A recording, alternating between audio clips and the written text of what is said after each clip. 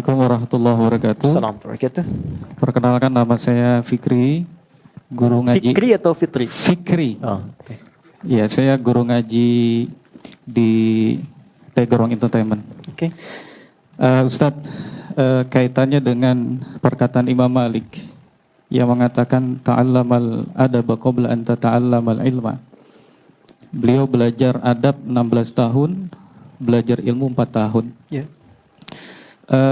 Pertanyaan saya, kenapa belajar adab itu jauh lebih lama dibandingkan dengan belajar ilmu? Yeah. Kemudian adakah kitab khusus yang membahas kaitannya dengan adab? Misal kita belajar wudu, kemudian ada kitab yang membahas tentang adab dalam berwudu. Atau kita belajar tentang fikih sholat, kemudian ada kitab yang membahas adab dalam sholat. Itu saja pertanyaan Ustaz. Baik. Yang pertama, Quran surah kedua di akhir ayat 282. Sebelah kiri paling bawah di pojok tuh ya. Allah sampaikan wattaqullaha wa yu'allimukumullah. Tingkatkan takwamu kepada Allah, maka dengan peningkatan takwa itu Allah akan mempercepat penambahan pengetahuan dan pemahaman kepadamu. Jadi takwa didahulukan sebelum ilmu. Apa di antara turunan takwa itu? Ternyata turunan takwa itu diantaranya adab. Takwa disebutkan dan derivasinya di Quran sebanyak 240 kali. Pemiliknya disebut taqi, jamaahnya disebut muttaqin. Siapa di antara ciri muttaqin itu?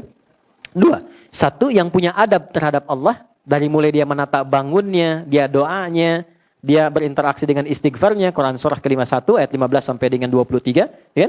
Dan orang yang punya adab dengan sesama. Quran surah ketiga ayat 133 sampai 134. Alladzina yunfiquna fis sarai wad dharra wal kadhimina al ghaidha wal 'afina 'anil nas wallahu yuhibbul muhsinin. Adab. Kenapa adab didahulukan sebelum ilmu? Adab itu sikap moral yang membimbing kita untuk berperilaku baik. Jelas? Kalau orang berilmu, adabnya belum baik, moralnya belum baik, maka dia akan membuat perilaku yang buruk, yang damage-nya lebih besar dibandingkan dengan orang yang belum punya ilmu. Orang korupsi kalau pintar, ngambilnya banyak. Dibandingkan dengan orang yang mencuri tapi nggak pintar. Ya kan? Kijang-kijang nanti durian disimpan di sini ya. Tuh. Ya, banyak motifnya. Dan damage-nya lebih banyak. Sama, jangan dikira orang yang punya pengetahuan tapi minim adab, jangan dikira bermanfaat. Merusaknya akan banyak. Ya, akan banyak. Siapa yang banyak memberikan fatwa yang keluar buruk, dan itu mencelakakan. Betapa banyak orang belajar, tapi kemudian setelah belajar berselisih. Ada yang mencela si fulan, ada yang mencela si fulan. Ada yang suami baru ngaji pulang mencela istri. Istri baru ngaji, bid'ahkan suami. Dan yang paling menarik adalah, ketika kita belajar kan untuk menyatukan. Yang kurang kita tutupi, yang lebih kita turunkan untuk disamakan. Tapi bisa terjadi demikian, apa yang salah? Adab. Maka Islam datang untuk melatih adab terlebih dahulu. Dan saat yang bersamaan ilmu diberikan. Jadi tidak harus nunggu 16 tahun. Itu bersamaan. Karena saat berajar adab pun sedang belajar ilmu. Ilmunya khusus adab. Karena itu para ulama itu mendahulukan pelajaran adab dengan babnya sebelum masuk kepada ilmu-ilmu pokoknya. Apa di antara contohnya? Imam An-Nawawi itu menulis kitab Riyadhus Shalihin 1896 hadis. Sebelumnya Al-Arba'in 42 hadis. Lalu Syarah Sahih Muslim 9 jilid Sahih Muslim. Tapi kitab yang pertama ditulis apa? At-Tibyam fi adab hamalatil Quran. Bagaimana ahli Al-Quran itu punya adab dalam mengajar dan dalam belajar.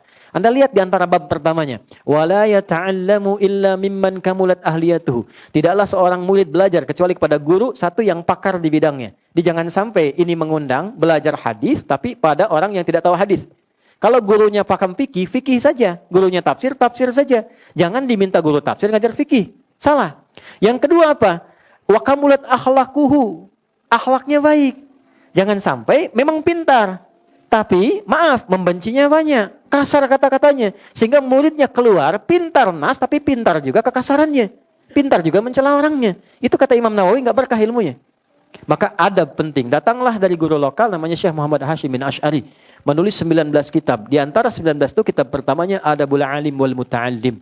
Maka diajarkan di situ dasar-dasar adab. Kemudian masuklah kepada apa yang Anda tadi sampaikan. Saya ada koleksi lebih hampir 40 di kitab tentang sholat. Nah, di antara kitab-kitab itu ada beberapa yang bagus yang menjelaskan tentang hikmah, makna dan adabnya. Satu namanya Nadharat fi Ma'anis Shalah. Yang kedua namanya Asrarus Shalah. Nanti lain waktu kalau tiba lagi, misalnya nanti kita tunjukkan sesuai dengan apa yang teman-teman harapkan. Jelas ya? Allahu a'lam bishawab.